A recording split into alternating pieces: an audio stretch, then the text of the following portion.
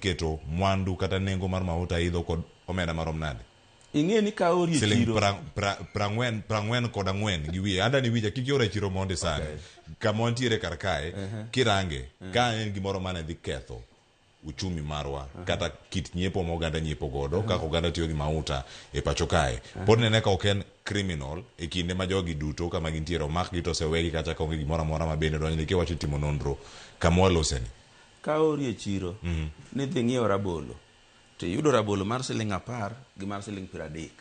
ting'iewo mar 30 mikelo tibiro nyisa ni an mar 30 gi ema aneno kaber. Mano is not criminal, mano is bad decision, mano is administrative. Nikech in e wiyi ing'e ni maber eming'iewo nengo to tek jopiny ywak ni ei rabolo siling 30 ema dang' agol go kech to mar 10 nitie.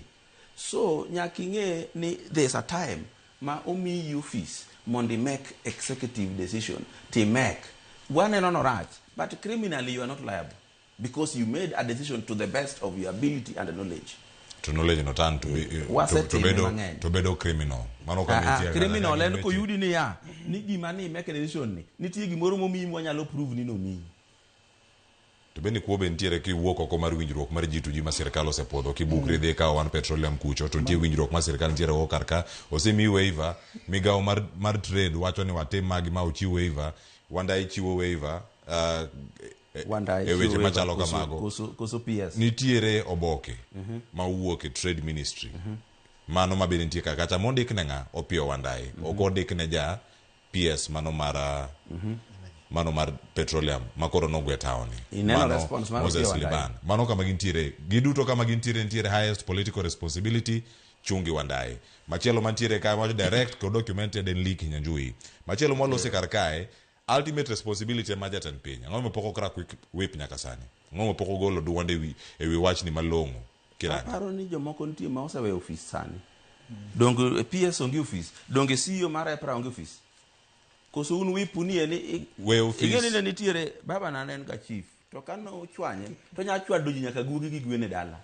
mai mudwa ni mondo tim jatan piny ke yuto digital nakora mo jaga ko dan gweno machielo an ka kod japuonj mane mbalare mane rup mabende nono siasa jalonyo weche mag siasa bende okinyi makawuono ka kod Jim Okoth mabende osebede studio kinyi makono ka Jim waloso e weche mag mauta mano ma uchido to Opiyo Wandayi so wacho nanoge kama dhi ai okadhi ana ntiere kar ka gweta ne boka gwe oyawre kedo machiegni mose oganda wako chako oyawre jo nikora mogi agoero kamano Clio